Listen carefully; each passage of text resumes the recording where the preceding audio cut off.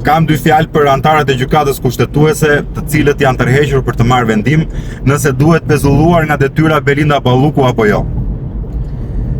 Ky që është çare pikon është tuneli i Llogaras. Pikon sepse i mungojnë 50 milion euro nga 180 që ka kushtuar, të cilat sipas pak janë në xhepin e Belinda Ballukut.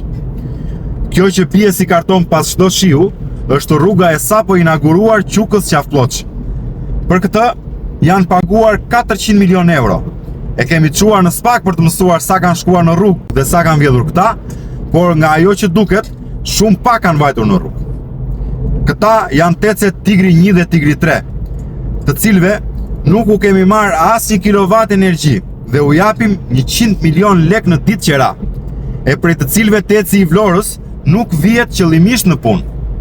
Ndërkohë, këto janë mesazhet mes Belës dhe varësve të vet, ku paraja publike trajtohet si plaçk e vetëm për punë të ndershme nuk flitet. Tani, pyetja që lind për antarët e gjykatës kushtetuese, pasi renditëm gjithë këto fakte të cilat ata i dinë sepse i kanë në dosjen e SPAK është korrupsionin. Do vazhdojmë ta mbajmë të dënueshëm në Republikën e Shqipërisë apo do ta legalizojmë? Sepse nëse ju mbani në detyrë këtë zonjën që na ka futur duart në xhepat e gjithë shqiptarëve, atëherë ju legalizoni korrupsionin dhe i jepni asaj licencën për të vjedhur. E nëse ky do të jetë vendimi juaj, mirë është që të ndryshojmë kushtetutën dhe ta emërojmë dhe Republikën si Republika e korruptuar e Shqipërisë. Por, nëse jeni aty për të bërë drejtësi, mbështesni SPAK, pezulloni këtë hajdute dhe jepni një sinjal të qartë që ajo të shkojë në burg atje ku ka vendin.